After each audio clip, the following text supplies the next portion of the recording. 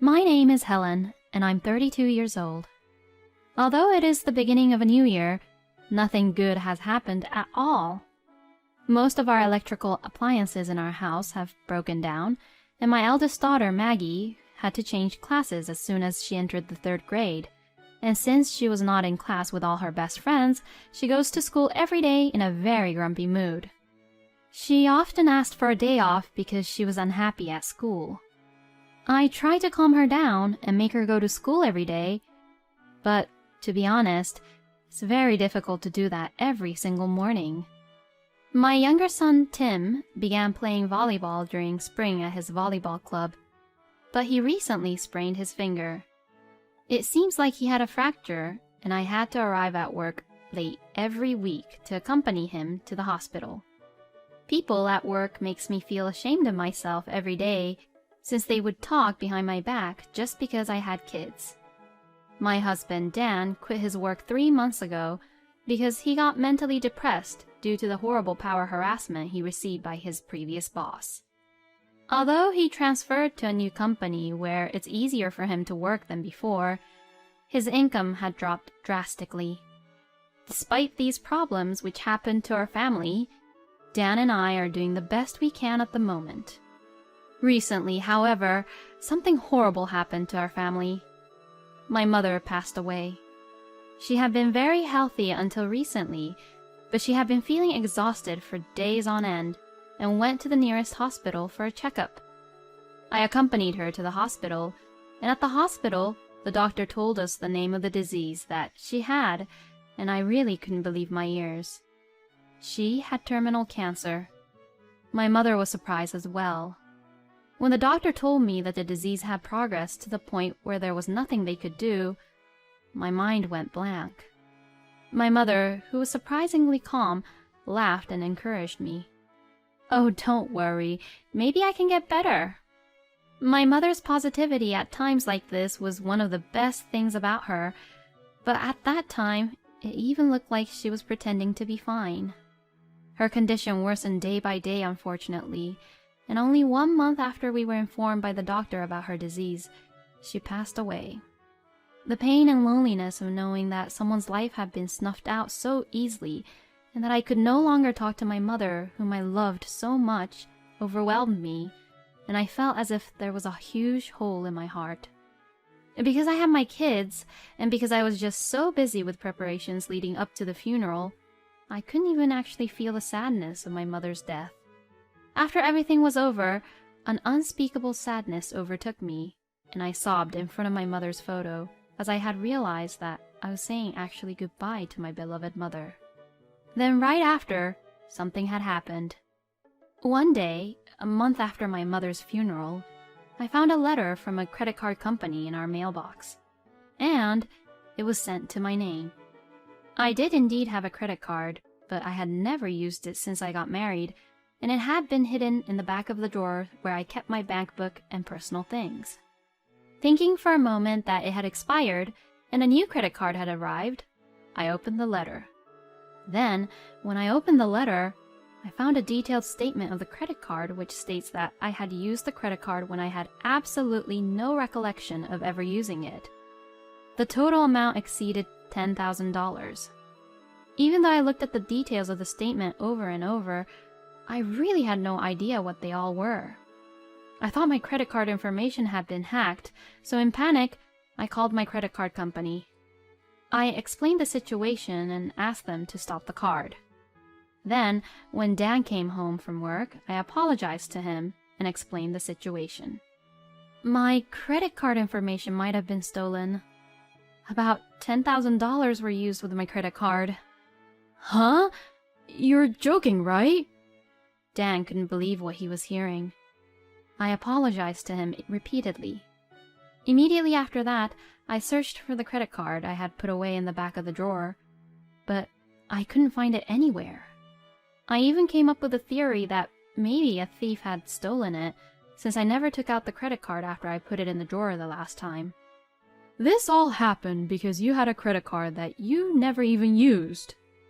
I couldn't say anything back to Dan, who was half angry and half fed up of the situation, as he had a point, and all I could do was to keep apologizing. $10,000 is a very large sum of money for us family. Since it was impossible to pay it all in one lump sum, we finally decided that we would pay it back in installments, and for the rest of the day, I was just depressed. That day, after the kids had gone to bed, when I was reviewing the family account book besides Dan, who was looking over at the credit card statement. Dan looked like he realized something. What happened? When I asked, Dan pointed to one particular item on the statement that made me dizzy just by looking at it. It was the name of a hotel where my mom said that she was going on a trip with her friends this month, and that's where they were all staying at. And $4,000 are being charged from there. I didn't even know my mother-in-law, Violet, was traveling until Dan told me just then, but when I stopped the credit card, I remember that the lady on the other end of the phone had told me that it was being used at a certain outlet mall as well. That outlet mall was also located at where Violet had traveled to. And on top of that, Violet had visited us just last month. So, I got more suspicious and came up with a theory. Could it be that Violet has my credit card?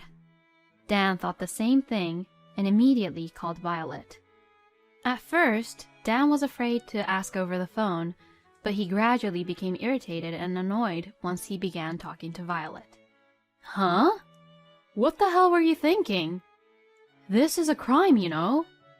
As we expected, Violet took my credit card from the drawer while we weren't looking. She used the card to pay for her friend's hotel fee and spending sprees at the outlet mall. And it seemed like she didn't think what she did was anything wrong. Dan thought that anything he would say over the phone would not get us anywhere, so he decided to visit Violet later on to ask her for more details. Of course, I decided to accompany him. This meant that I couldn't use my paid leaves anymore after that, but I couldn't really care less about it. While the kids were at school, Dan and I drove over to Violet's house. Violet has been living alone since her husband passed away a few years ago. Whenever I see her, she would pick on me, and when I go home for Thanksgivings and New Year's, she would push me around to help her house chores. You've married into our family, so you have to follow the rules of this house. The wife is the last one to eat her meal. While the husband is relaxing, the wife would work in the kitchen. Violet is always monitoring me on what I'm doing, and she points out every little details to me. Can't you be more efficient? This is why I hate mothers like you who work at a company. If you got married, then you should do more for your family. I pity my son and the kids. Violet knows what's going on in our family, but she will never stop criticizing me. When she came to visit me last month, she came unannounced to see if I was doing my house chores properly and if I'm looking after the kids. She stayed for about a week, and even when I went to work, she just only relaxed in the living room. I still remember that she never helped me with any of the house chores and would go back home after relaxing and doing nothing at our house. And I will never forget what Violet said to me when my mother passed away. Your mother will be relieved now. Parents are always in trouble when they have a child who isn't efficient at anything. I was angry at Violet for belittling me and treating my mother's death like that. And so, we arrived at Violet's house. Without a single apologetic look on her face, Violet quietly held out my credit card. It's not like you were using it, so it's fine. That's not the point. The bill is coming to us. Dan's voice rose at once after hearing what Violet has said.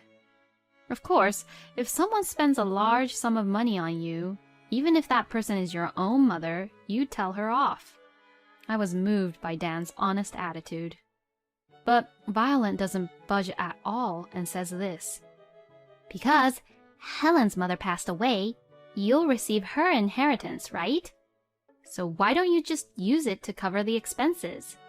I'm sure you'll also get the life insurance money, so this amount is nothing compared to it. Violet is trying to make us feel sorry for her, saying that she's living on pension. I revealed my frustration at Violet, who once again took my mother's death lightly. Even though I was trembling with anger, she didn't care at all. "Oh yes, this house has been badly damaged by termites recently. The building itself is so old, so I'm thinking of demolishing it. So, I'm going to your place next month." "Huh?" Violet was not intimidated at all by Dan's low, angry reply.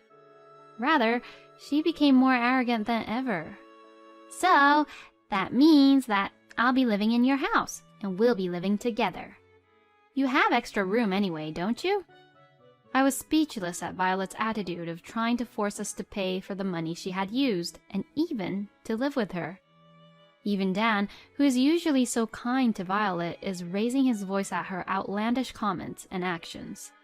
"If you don't want me to live with you, then give me the money to rebuild this house." Dan sighed quietly at Violet, who treated him with arrogance until the very end. "Helen, let's just go home now." "Huh?" I followed Dan, who stood up without saying a word, and left Violet's house immediately. At that moment, Violet yells out to us saying this: "Well then, since I'm not going to rebuild it, I'll demolish this place. So, I'll be moving in from next month. Please take care of me well."